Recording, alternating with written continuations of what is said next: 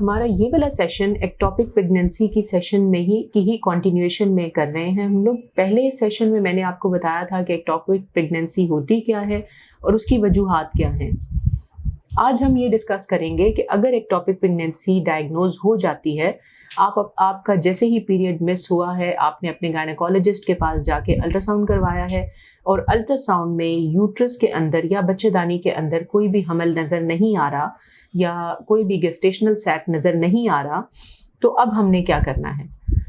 اگر گیسٹیشنل سیک یوٹرس کے اندر موجود نہیں ہے تو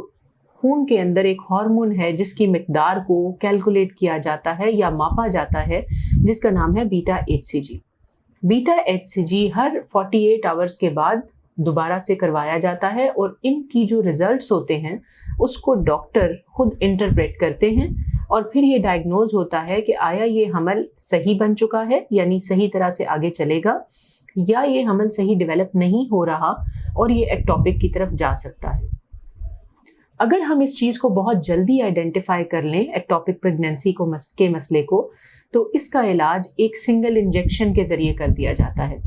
انجیکشن آپ کو سرجری سے بچا دیتا ہے اور دوسری بات یہ کہ آپ کی ٹیوب کا نقصان نہیں ہوتا, یعنی ٹیوب کاٹنی نہیں پڑتی. لیکن اگر آپ اس چیز کو انیشیل سٹیجز پہ آئیڈینٹیفائی نہیں کر پاتے کسی بھی وجہ سے,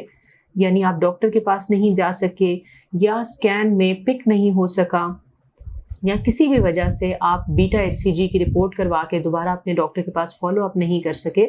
تو یہ ٹیوب میں جو حمل ہوتا ہے یہ پھٹ جاتا ہے, جس کی وجہ سے بلیڈنگ ہوتی ہے پیٹ کے اندر, اور یہ بلیڈنگ جان لیوا بھی ثابت ہو سکتی ہے.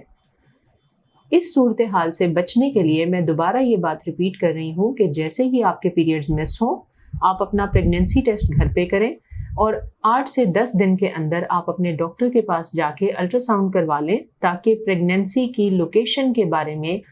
آئیڈیا ہو جائے اور وہ کنفرم ہو جائے کہ یہ پریگننسی اپنی نارمل جگہ پہ ہے اور یہ ایکٹوپک نہیں ہے. ایکٹوپک پریگننسی کے بارے میں آپ کو کسی بھی قسم کی کوئری ہو, آپ کا کسی بھی قسم کا سوال ہو, تو آپ کمنٹس میں مجھے ضرور بتائیں اور میں اس کے بارے میں ایک سیپریٹ سیشن کروں گی تاکہ زیادہ سے زیادہ آگاہی آپ کی صحت کے بارے میں پھیلائی جا سکے. Thank you very much.